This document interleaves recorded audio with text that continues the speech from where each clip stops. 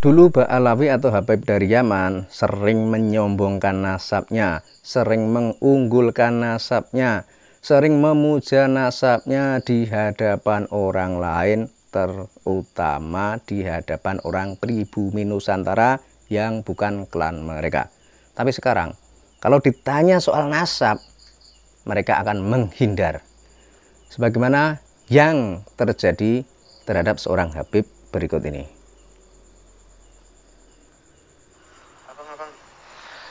Solusi polemik ini apa sih, Bang? Polemik apa? Polemik apa? Nasab. Nasab. Gini loh. Polemik nasab itu contohlah Pak Lurah. Nah, polemik nasab suruh contohlah Pak Lurah. Ini maksudnya gimana?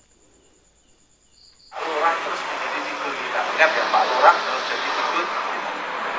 Pak Lurah itu difitnah kafir, difitnah turunan komunis, difitnah ijazahnya.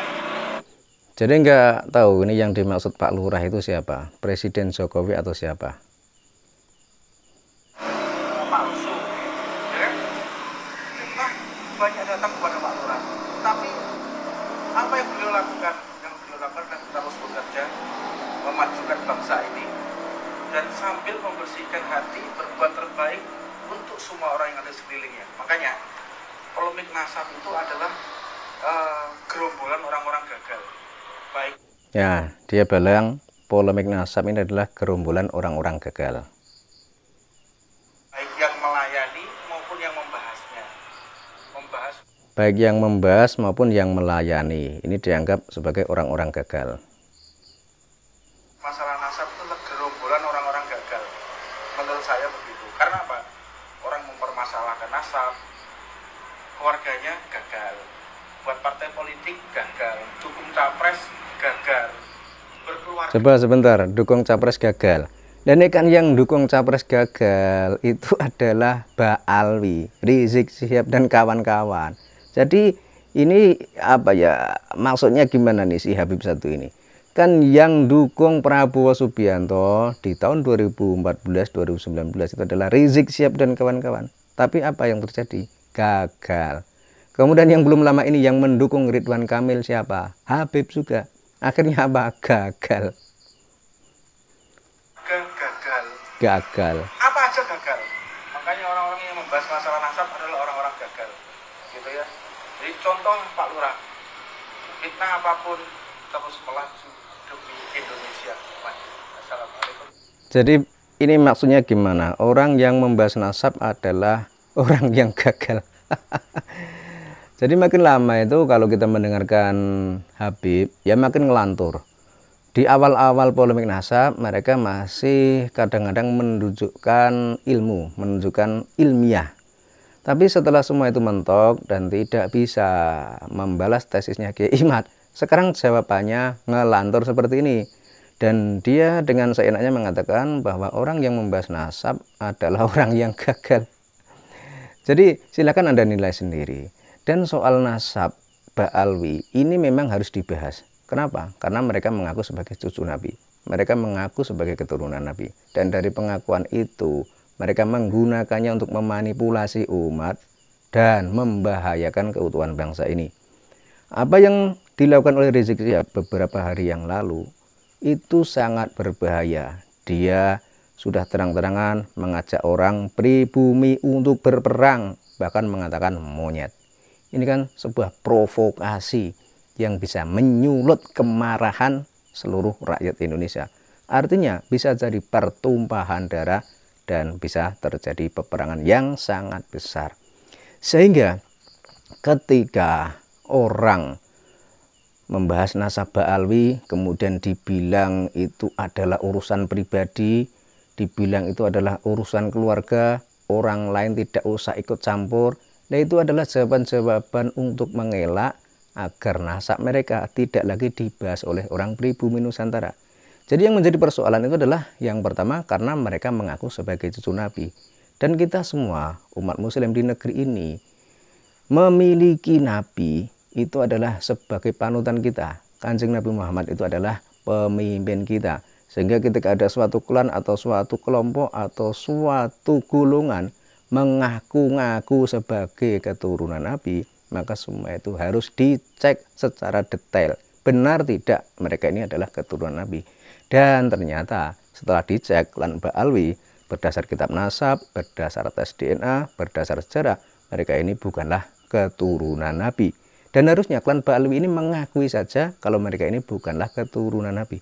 Tapi kalau kita lihat mereka masih bersikukuh membela diri bahwa seolah-olah mereka adalah keturunan Nabi. Dan dari pengakuan itu kita masih bisa melihat bagaimana orang Indonesia, orang Nusantara terperdaya oleh mereka. Dulu banyak sekali terjadi persekusi terhadap orang yang mengkritik Habib. Dan budak-budak juga nurut kepada Habib dengan dalih jika membela Habib akan mati syahid. Jika membela Habib pahalanya besar. Nah, ini adalah doktrin yang selama ini mereka lakukan. Dan terkait tentang pengakuan mereka sebagai cucu Nabi, itu ada kaitannya dengan bangsa ini adalah sebagaimana yang dilakukan oleh Rizik Syihab itu. Jadi dia sudah mengaku sebagai cucu Nabi. Kalau misalnya orang Indonesia itu percaya semua bahwa Rizik Syihab itu adalah cucu Nabi, maka yang terjadi adalah orang Indonesia akan nurut kepada Rizik Syihab dan akan mengikuti apa saja yang diperintahkan Rizik Syihab. Bahkan jika diadu domba untuk saling berperang, orang-orang akan nurut. Nah, ini yang sangat berbahaya. Jadi persoalan nasab itu adalah persoalan yang sangat serius karena ini berhubungan dengan Nabi. Dan di video awal tadi itu adalah seorang Habib juga yang selama ini kalau kita lihat dia ini sering berdekat-dekatan dengan BNPT, berdekat-dekatan dengan tentara, berdekat-dekatan dengan instansi pemerintah. Entah tujuannya apa, entah fungsinya apa, entah maksudnya apa, kita juga belum tahu. Tapi intinya di negara kita ini, Indonesia, klan Ba'alwi ini sudah merata di berbagai lini, mulai dari lapisan bawah sampai lapisan pejabat sudah ada klan Ba'alwi. Maka sangat membahayakan sekali jika orang Indonesia, orang Nusantara masih menganggap mereka adalah cucu Nabi. Kalau mereka ini sekarang ini sudah tidak dianggap sebagai cucu Nabi, otomatis mereka itu tidak bisa menguasai negeri ini. Tapi kalau mereka ini masih dianggap sebagai cucu Nabi, ya mereka akan makin sombong, makin arogan. Padahal hal itu adalah sesuatu hal yang tidak pernah diajarkan oleh Nabi. Kemudian ada juga kaitannya tentang doktrin-doktrin dari leluhurnya menurut beberapa Habib yang mengatakan bahwa Indonesia milik Aulia Tarim, kemudian Pulau Jawa pintunya Tarim, dan lain sebagainya.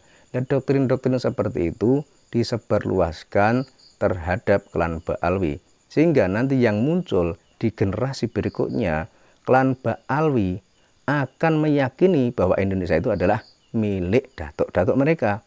Dengan seperti itu, otomatis klan Ba'alwi akan merasa memiliki Indonesia ini. Padahal Indonesia ini adalah miliknya orang Indonesia, bukan miliknya orang Tarim. Nah, kalau sudah dua kubu ini saling berhadapan, ya bisa jadi peperangan tak terelakkan lagi. Kalau kita melihat contoh juga, misalnya Israel. Israel itu mengklaim bahwa Palestina itu adalah tanah leluhur mereka. Dan ternyata hingga sekarang Israel juga masih membombardir dan masih menyerang Palestina. Terlepas di situ ada juga permainan politik, tapi intinya doktrin yang disebarluaskan di bangsa Israel, Palestina adalah miliknya leluhur Israel. Jadi doktrin-doktrin seperti itu yang memicu kekacauan dan memicu peperangan.